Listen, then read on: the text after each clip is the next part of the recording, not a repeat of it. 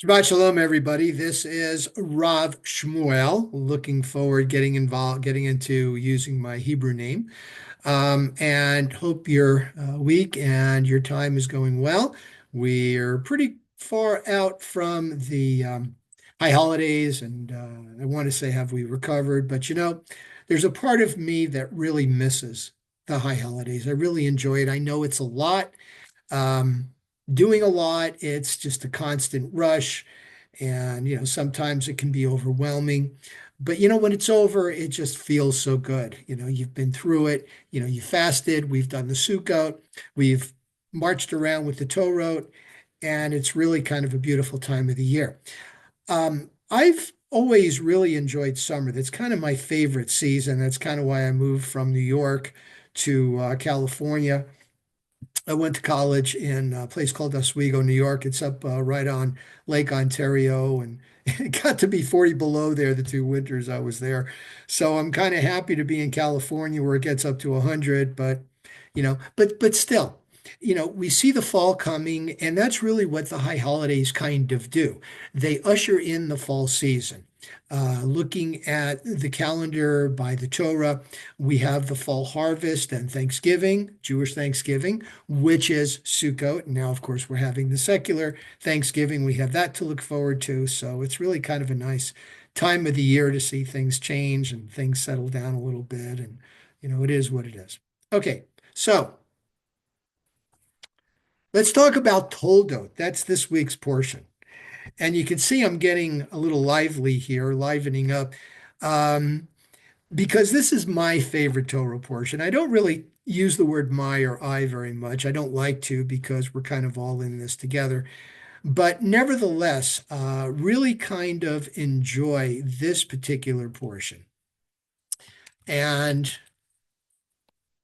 one thing I like about it, or the thing I like about it, is the fact that it's very, very vague.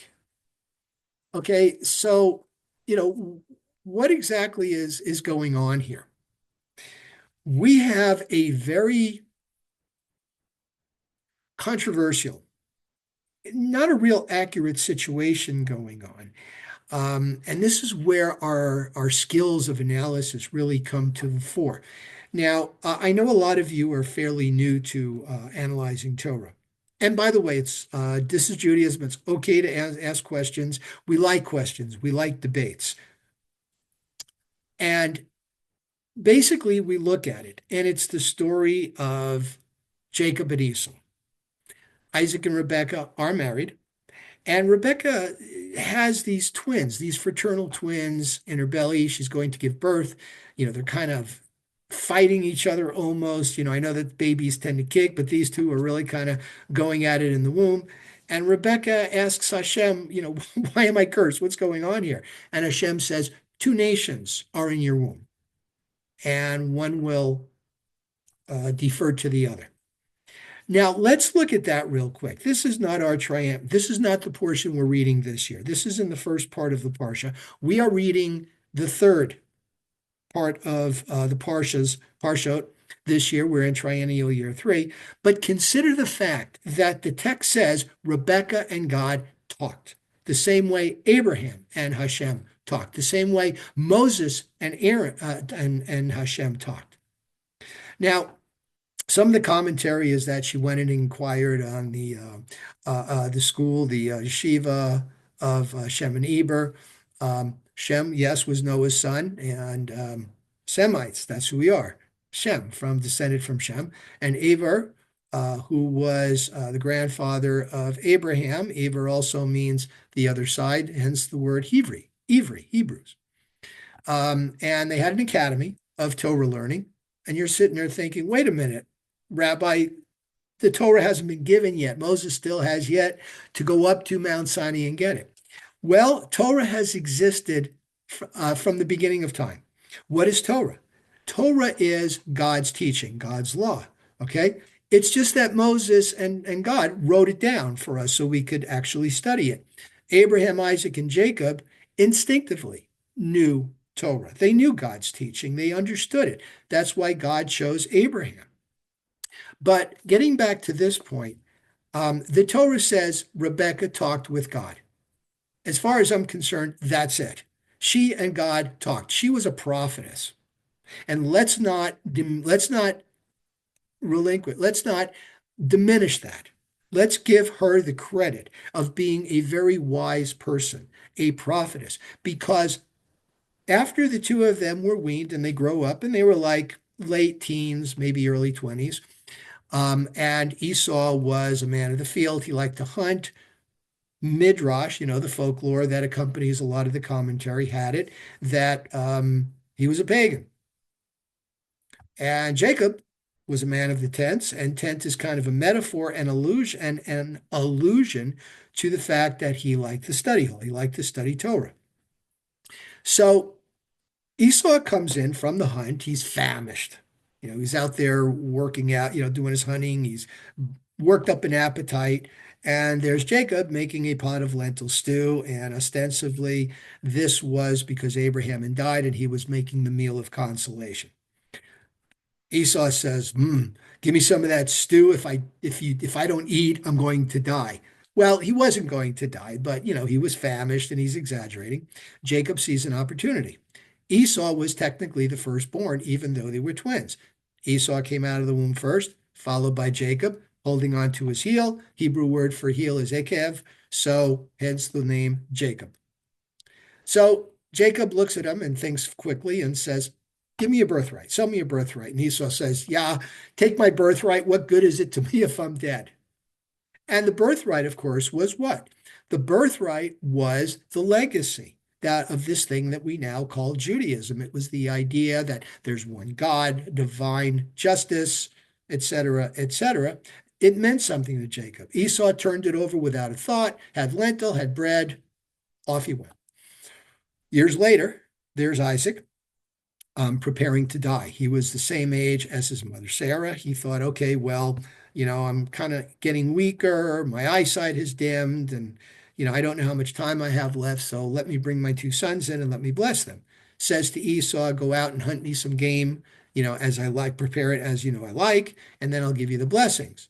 Now, many people are not aware that hunting is against Judaism. It's against Torah. It's considered to be cruelty to animals. Now, I know what some of you are thinking. I've gotten this before. I'm a crack shot. I hit the animal. Bam, that's it. Okay? Okay, that's you.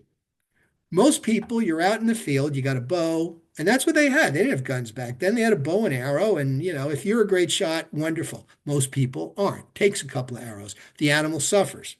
So what Isaac really meant was trap the game, and then slaughter it according to shechita, so the animal, the animal feels nothing, and then prepare it. That's kind of the understanding. That's kind of the reading between the lines type of thing.